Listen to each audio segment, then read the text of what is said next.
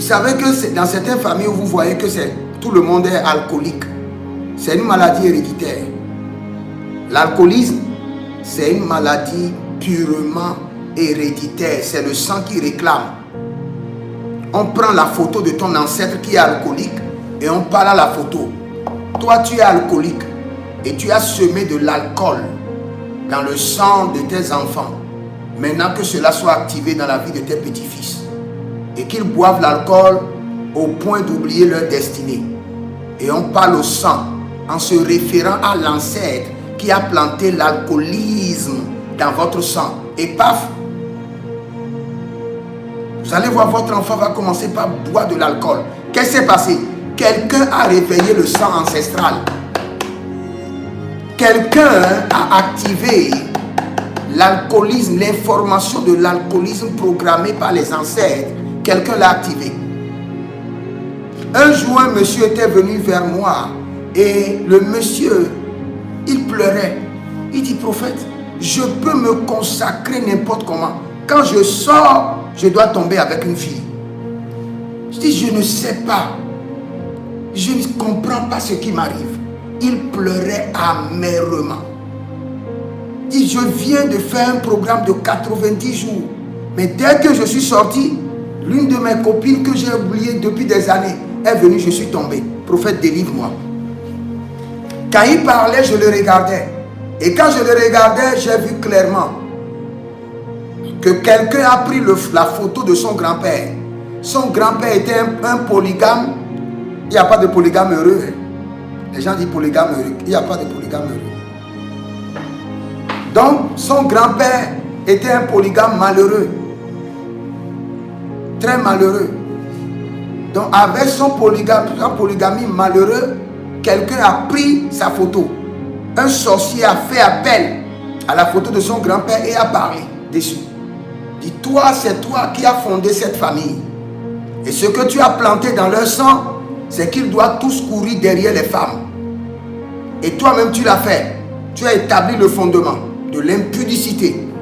Donc, j'ordonne que cela soit activé dans la vie de ton fils tel qu'il commence par répondre à l'héritage maléfique de l'impudicité plantée dans le sang. Et quand la personne a fait ça, le monsieur ne peut pas se contrôler. Même s'il arrivait à fuir, les femmes le suivaient. Parce qu'il y a le sang qui parle. Et quand le sang parle, on devient faible. On devient sans force devant le sang. Parce que c'est le sang qui te contrôle.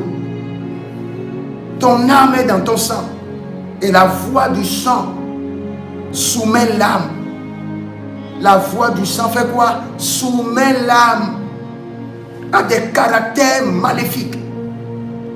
Et quand le monsieur était venu, j'ai dit, mon frère, ce n'est pas toi. Comme l'a dit David, il dit, je veux faire le bien, mais le mal qui est en moi. Et il retourne maintenant, il dit, mon père m'a conçu dans l'iniquité. Il dit, le bien que je veux faire, je n'arrive pas à le faire. Parce qu'il y a une autre loi, il y a une autre force dans mon sang.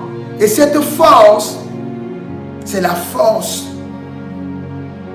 du sang de ma lignée familiale et des informations programmées dans ce sang qui m'imposent leur réalité.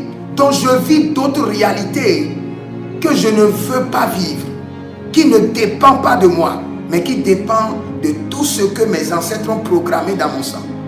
J'ai dit, jeune homme, ce que tu vis, ce n'est pas toi. Tu peux pleurer du matin jusqu'au soir. Le secours ne viendra pas. On doit te délivrer. On doit délivrer ton sang. Amène tes deux mains. Répète après moi.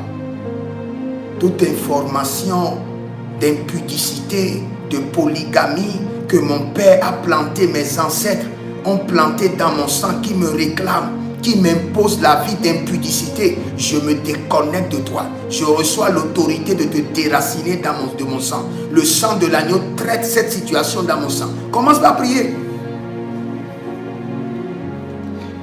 Et quand tu examines ta vie, toi qui m'écoutes, tu sais en toi-même que tu vis des réalités et ce ne sont pas tes réalités. c'est les réalités de tes ancêtres, mais transférées dans ton sang, qui t'imposent leur loi.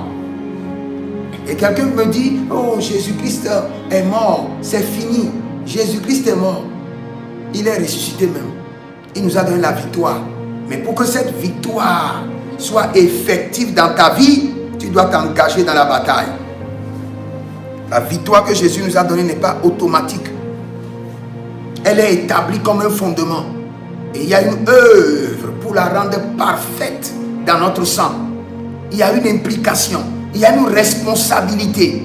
Et aussi longtemps que tu ne seras pas conscient de cette responsabilité, tu iras de défaite en défaite.